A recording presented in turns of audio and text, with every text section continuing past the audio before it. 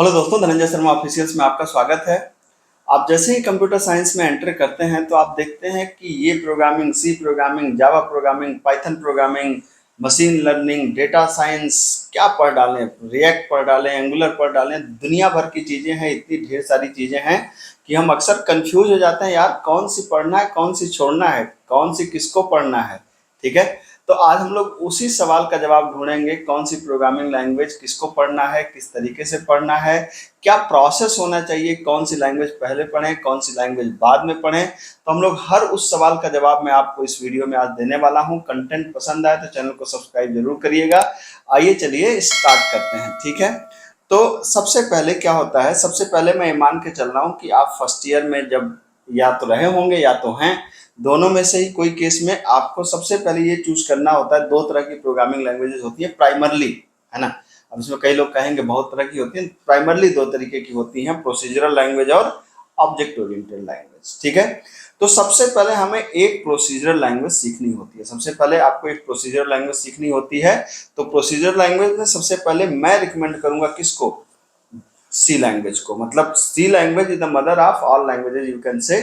तो सबसे पहले शुरुआत में आपको जो शुरुआत करनी चाहिए वो किससे करनी चाहिए, वो हमेशा शुरुआत आपको सी लैंग्वेज से करनी चाहिए। ठीक है, इस बात को हमेशा याद रखिएगा कि जब भी आपको शुरुआत करनी हो तो शुरुआत हमेशा किससे करें, सी लैंग्वेज से करें। एक बार सी लैंग्वेज पढ़ने के बाद आपके पास ऑप्शन है ऑब्जेक्ट ओरिएंटेड प्रोग्रामिंग लैंग्वेज पढ़ने का। कम से कम एक ऑब्जेक्ट ओरिएंटेड प्रोग्रामिंग लैंग्वेज आपको पढ़ना चाहिए।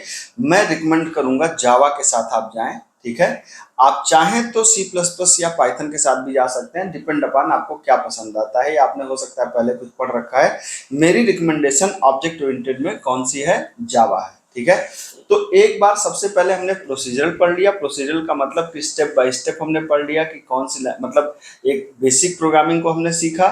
उसके बाद ऑब्जेक्ट ओरिएंटेड एक खास तरीके का प्रोग्रामिंग पैटर्न है, उसको हमने समझा। किससे समझा, जावा से। हालांकि ऑब्जेक्ट ओरिएंटेड आप सी प्लस प्लस से भी पढ़ सकते हैं, पाइथन से भी पढ़ सकते हैं, लेकिन मेरी रिकमेंडेशन जावा है, बाकी आपकी अपनी चॉइस है। ठीक है, एक बार आपने पढ़ लिया एक प्रोसीजरल लैंग्वेज और एक आपने पढ़ लिया ऑब्जेक्ट ओरिएंटेड लैंग्वेज, दो चीज हो गया। अब थोड़ा सा आगे आप और बढ़िए। अब इन दो को पढ़ने के बाद आपको चूज करना होता है कि यार हम लोग ये जो प्रोग्रामिंग लैंग्वेज पढ़ रहे हैं ये क्यों पढ़ रहे हैं, है ना।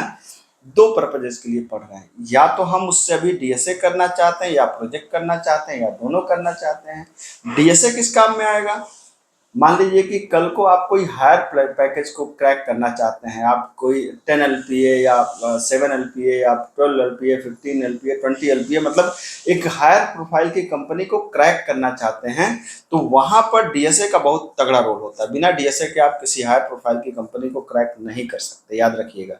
ठीक है, ठीक है, तो आपको क्या करना है, आपको डीएसए पढ़ना है। और चूंकि आपको प्रैक्टिकल समझ बेहतर हो उसके लिए आपको प्रोजेक्ट बनाना है। एक तो आपके एकेडमिक करिकुलम में प्रोजेक्ट होता है, वो तो है ही है, वो तो एक बात है, लेकिन आपको थोड़ी सी सॉफ्टवेयर डेवलपमेंट की समझ को बेहतर डेवलप करने के लिए आपको प्रोजेक्ट भी बनाना होता है। वो कोई जरूरी नहीं कि आपके एकेडमिक प्रोजेक्ट के लिए प्रोजेक्ट बनाए, अगर किसी भी लैंग्वेज को आपको बेहतर ढंग से पढ़ना है तो आपको प्रोजेक्ट बनाना चाहिए। तो दो पर्पजेज हैं, या तो हम डीएसए करें या तो प्रोजेक्ट बनाएं। ठीक है, या तो दोनों करें। अच्छा, जो आइडियल सिनेरियो है, मैं क्या सजेस्ट करूंगा कि दोनों में बैलेंस बना के चले। ठीक है, क्योंकि डीएसए काम आता है प्राइमरी राउंड को निकालने के लिए और प्रोजेक्ट काम आता है इंटरव्यू राउंड को क्रैक करने के लिए। तो ये दोनों ही बहुत इंपॉर्टेंट है, दोनों को ही आप बैलेंस बना के चले तो ज्यादा अच्छा रहेगा। ठीक है, अब देखिए थोड़ा सा आगे और बढ़ते हैं। अब मैंने कहा यार कि अब डेटा स्ट्रक्चर करना है तो कौन सी लैंग्वेज, अब देखिए आपने लैंग्वेज पढ़ा था ना, अब वापस लैंग्वेज घूम के आ रही है। क्या डेटा स्ट्रक्चर पढ़ना है तो एक बहुत अच्छी लैंग्वेज है C plus plus with STL. C plus plus आपने पढ़ाई है पहले, अब आप क्या पढ़ डालिए, एसटीएल के साथ में आप डीएसए कर डालिए, कोई दिक्कत नहीं। बहुत बहुत बेहतरीन सपोर्ट है आपका डीएसए के लिए। बहुत से अच्छे अच्छे जो लोग हैं, बहुत वो सभी लोग सी प्लस प्लस रिकमेंड करते हैं। क्यों, हर लॉजिक को लिखना पड़ता है, समझ बहुत बेहतर डेवलप होती है। तो आप सी प्लस प्लस एसटीएल पढ़ सकते हैं। ठीक है, या जावा विथ कलेक्शन फ्रेमवर्क पढ़ सकते हैं, या पाइथन विथ कलेक्शन मॉड्यूल पढ़ सकते हैं। मतलब अभी आपने देखिए सी जावा पाइथन पढ़, मतलब C plus plus Java Python को मैंने रिकमेंड किया था।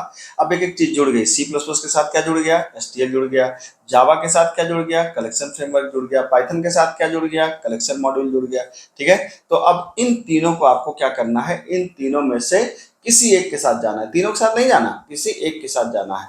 अब आप पूछेंगे आपकी रिकमेंडेशन क्या है सर, तो मेरी रिकमेंडेशन नंबर 1 पे जावा है, नंबर 2 पे C++ है, नंबर 3 पे पाइथन है। आपकी चॉइस है, मतलब ये मेरी रिकमेंडेशन है, कोई जरूरी नहीं कि आप किसके साथ जाएं। क्यों रिकमेंडेशन है? क्योंकि आगे चल के जावा के साथ हम बहुत से, जैसे प्रोजेक्ट बनाना हो तो वहां पर भी बिना लैंग्वेज चेंज किए आप जा सकते हैं, जबकि C++ के साथ में ये डीएसए के लिए बहुत परफेक्ट लैंग्वेज है, एकदम एक नंबर लैंग्वेज है, लेकिन जहाँ पे प्रोजेक्ट की बात आती है वहाँ पे थोड़ी सी पीछे हो जाती है, क्योंकि इस पे आगे चीज़ों में इसका थोड़ा कम सपोर्ट होता है। ठीक है, पाइथन है, अगर आपको मशीन लर्निंग वगैरह पे जाना हो तो आप पाइथन में जा सकते हैं। ठीक है, अभी आगे आ रहे हैं, उन सारी चीज़ों पे मैं और अच्छे से डिस्कशन करूंगा। ठीक है, अब थोड़ा सा आगे बढ़ते हैं, डीएसए वाला सेक्शन कंप्लीट हो गया, थोड़ा सा आगे बढ़िए। ठीक है, अब आपने कहा यार कि ये डीएसए का तो काम कंप्लीट हो गया, अब आपने कहा प्रोजेक्ट मुझे बनाना है, तो प्रोजेक्ट बनाना है, क्या वेब बेस्ड बनाना है, मशीन लर्निंग बनाना है, या मोबाइल एप्लीकेशन बनाना है, क्या बनाना है? ठीक है, कई बार हाइब्रिड भी होता है, वेब के साथ में मशीन लर्निंग लगाते हैं, कई बार क्या होता है इसके साथ में मोबाइल एप्लीकेशन लगाते हैं, कई बार लोग कहते हैं नहीं मुझे आईओटी पे बनाना है, तो आप बनाइए भाई, कोई मना नहीं किया। ठीक है, आप आईओटी पे भी प्रोजेक्ट बनाइए, मुझे कोई समस्या नहीं है। ठीक है, तो आईओटी थोड़ी सी इलेक्ट्रॉनिक की फील्ड चली जाती है, मशीन लर्निंग के साथ में आईओटी का इस्तेमाल होता है, आप वहां पर भी बना सकते हैं, लेकिन प्राइमरली मैंने इसको 3 कैटेगरी में डिवाइड किया है। अब इन 3 कैटेगरी के हिसाब से हम चूज करेंगे लैंग्वेज कौन सी पढ़े, फिर से देखिए ध्यान से। अब आपने कहा यार कि मुझे अगर वेब बेस्ड बनाना है, तो वेब बेस्ड में क्या बनाना है, फ्रंट एंड बनाना है, बैक एंड बनाना है, या दोनों बनाना है? अब देखिए फिर से एकदम अंदर पिन पॉइंट होते चले जा रहे हैं, वेब बेस्ड में क्या बनाना है, फ्रंट एंड बनाना है, बैक एंड बनाना है। तो अगर फ्रंट एंड बनाना है तो क्या चूज करिए, HTML CSS जावास्क्रिप्ट चूज करिए, और अगर बैक एंड बनाना है तो क्या चूज करिए, रिएक्ट और एंगुलर चूज करिए। ठीक है, तो अब आप देखिए कि आपने पहले यहाँ पे पढ़ा तो HTML CSS जावास्क्रिप्ट, और यहाँ पर रिएक्ट एंगुलर आपने चूज किया, बैक एंड नहीं, सॉरी सॉरी मैंने गलत बोल दिया, मतलब फ्रंट एंड के लिए आज तो बेसिक अगर आपको चूज करना है तो क्या चूज करिए, HTML CSS जावास्क्रिप्ट, और अगर थोड़ा सा फ्रेमवर्क चूज करना है, थोड़ा सा एडवांस चूज करना है, तो आप रिएक्ट एंगुलर चूज कर सकते हैं। ठीक है, ये किसकी बात हो गई, ये बात हो गई फ्रंट एंड की। ठीक है, अब थोड़ा सा आगे आप और बढ़िए। अब आपने कहा यार कि मुझे अब फ्रंट एंड पढ़ लिया तो बैक एंड भी तो पढ़ना पड़ेगा। ठीक है, अब बैकएंड में बात आती है, बैकएंड में किस पे बैकएंड में काम करेंगे, जावा पे जाना चाहते हैं, पीएचपी पे जाना चाहते हैं, पाइथन पे जाना चाहते हैं। मैंने बताया कि C++ का ऑप्शन नहीं है, तो C++ को छोड़ दिया हमने। ठीक है, अब बैकएंड में भी यहाँ पे बात है कि भाई जावा पे जाना चाहते हैं, पीएचपी पे जाना चाहते हैं, पाइथन पे जाना चाहते हैं, इसमें आजकल एक और लैंग्वेज, एक और नाम जुड़ गया, जावा स्क्रिप्ट। ठीक है, तो जावा स्क्रिप्ट में भी आप जा सकते हैं। ठीक है, तो ये 4 ऑप्शन है आपके पास, कौन कौन से, जावा, पीएचपी, पाइथन, जावा स्क्रिप्ट। ठीक है, अब यहाँ पर बात आती है भाई आप जिसके साथ भी जाना चाहते हो। अब देखिए लैंग्वेज कैसे कैसे घूम के आ रही है, शुरुआत में आपने बेसिक पढ़ा, अब हम करें जावा, तो मतलब वही जावा चले क्या, नहीं भाई साहब, थोड़ा बदल जाएगा। क्या बदल जाएगा, आइए देखते हैं। अब यहाँ पर देखिए, यहाँ पर आपके पास अगर आप जावा पे बैकएंड पढ़ना चाहते हैं तो कौन सी हमारे पास, स्प्रिंग बूट है, बैकएंड बनाइए एकदम, एपीआई वगैरह बना डालिए। पीएचपी पे जाना चाहते हैं, बहुत से फ्रेमवर्क है, मैंने सिर्फ 2 के नाम लिखा है, लारावेल लिखा है, कोडिंगनाइटर लिखा है, एक पीएचपी, पता नहीं दुनिया भर की पीएचपी के फ्रेमवर्क है, आप उनमें से किसी का भी यूज कर सकते हैं। पाइथन पे जाना चाहते हैं तो आपके पास क्या है, जेंगो। ठीक है, जेंगो पे जाकर के आप पाइथन पे प्रोजेक्ट बना सकते हैं। तो आप देख लीजिए कि कितनी ये लैंग्वेजेस की हायरार्की किस तरीके से मूव कर रही है, आपको क्या करना है, मतलब आपने जो पाइथन पढ़ा था, पाइथन का बेस लेके जेंगो चलेगी, जावा का बेस लेके स्प्रिंग बूट चलेगा, आप ये बिना जावा पढ़े स्प्रिंग बूट पढ़ डालें, असंभव। ठीक है, और यहाँ पे एक नई चीज जो होती है पीएचपी, और मैं आपको बता दूं मार्केट में पीएचपी बहुत ही फेमस है, मार्केट में वेब के जितने भी काम हैं उस काम में 50-60% कैप्चर पीएचपी का ही है। उसके अपने रीजन है, पीएचपी ओपन सोर्स है, फ्री टू यूज है, तमाम रीजन से आसान है, उसके रिसोर्स मिल जाते हैं, लेकिन जहां पर भी सिक्योर्ड और बड़े एप्लीकेशन की बात आती है वहां पे स्प्रिंग बूट की बात आती है। ठीक है, पाइथन में जैंगो कंपैरेटिव कम इस्तेमाल होती है, लेकिन ये भी जहां पर मशीन लर्निंग लगाना हो, वेब लगाना हो, वहां पे जैंगो एक बेहतरीन टूल है। ठीक है, तो ये आपका एक हायरार्की हो गई।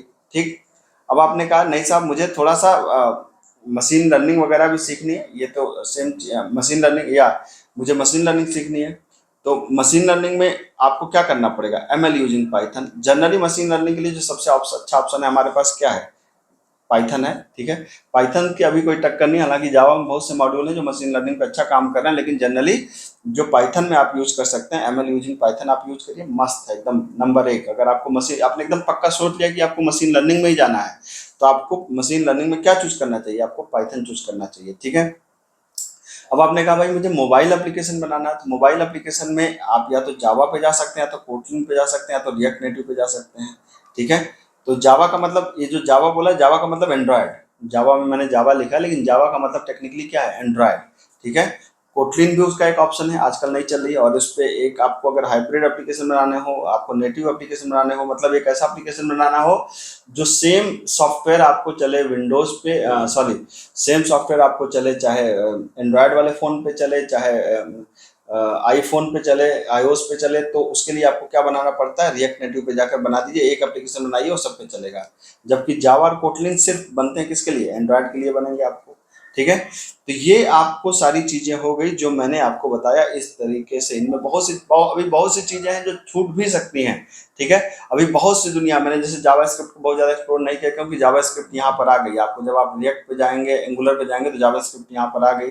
ठीक है, तो ये मैंने जो बेसिक चीज़ें हैं अभी उसको एक्सप्लोर किया अभी, और इसको बहुत माइक्रो डिटेल में जाएंगे तो ये बहुत लंबी हायरार्की बन जाएगी।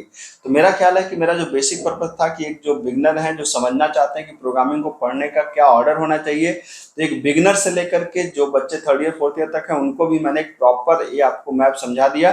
कंटेंट पसंद आया तो चैनल को सब्सक्राइब करिए और मेरी सलाह को फॉलो करिए, आपका बहुत समय बच जाएगा, एफर्ट बच जाएगा, आप इधर उधर परेशान होने से बच जाएंगे। कंटेंट पसंद आया तो सब्सक्राइब करिए। मिलता हूँ, थैंक यू सो मच।